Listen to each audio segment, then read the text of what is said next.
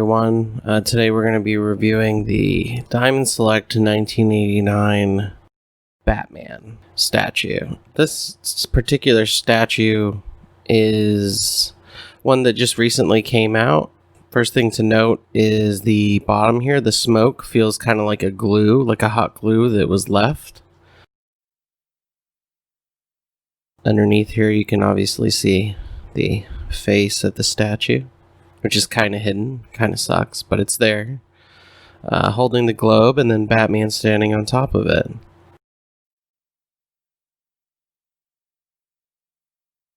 One specific thing to note about this Batman is that, first off, I wasn't sure how to feel about the face in the beginning here, or the pose.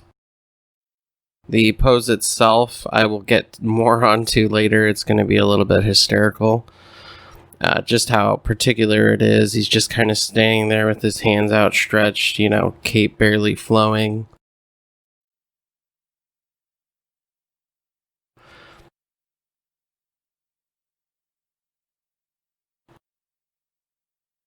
Kind of coming out. But look at the face here. Look at the makeup on it.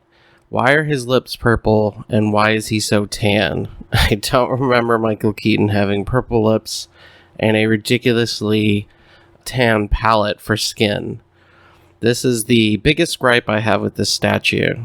Although I still love it, I'm actually going to have to repaint that myself at some point.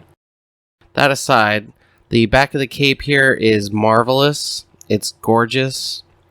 It looks phenomenal. The actual way it looks on as a fabric looks reminiscent, almost movie accurate to how it looks on the cape. The globe here has some crinkles in it. They look very nice as well. A lot of detail. Another cape on the actual statue itself. Two capes together. But there's definitely a lot of detail, a lot of work put into it, which is why I just don't understand how they didn't do the face correctly. Even the gauntlets here look phenomenal. They look movie accurate. If you look at the actual belt here, you can notice too that it's kind of tucking in the armor. It should hang a little looser below that. I'm not sure why they tucked it in. Maybe because they felt if it hung down too much, it didn't look as specifically centered. Like maybe it just didn't feel like the belt was tight enough. They put it where it actually is in the movie. You can look even closer here. It's actually tucked in there. It's not supposed to be. Yep, hanging right around there. A little bit lower, a little bit looser. The boots, however, and I tried to use daylight lighting for this, were actually Nikes in the movie. They were Nikes, obviously. I had to turn the camera here sideways just to show you that there is no swoosh, actual Nike swoosh on the boots. They obviously had to take that off.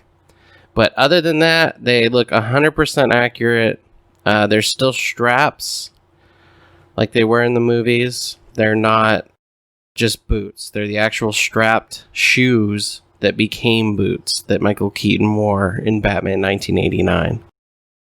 The rest of the suit, the rest of the armor looks pretty accurate.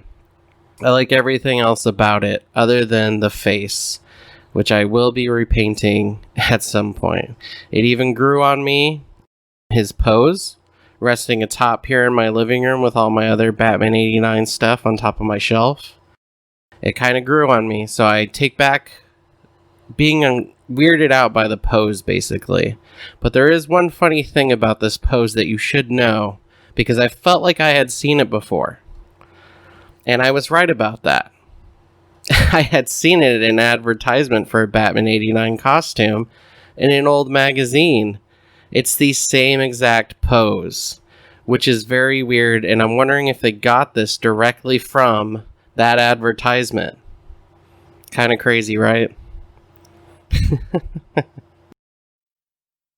Oh. But anyway, I think it's a great statue. This came from Comic Scenes. It was a Batman Returns issue.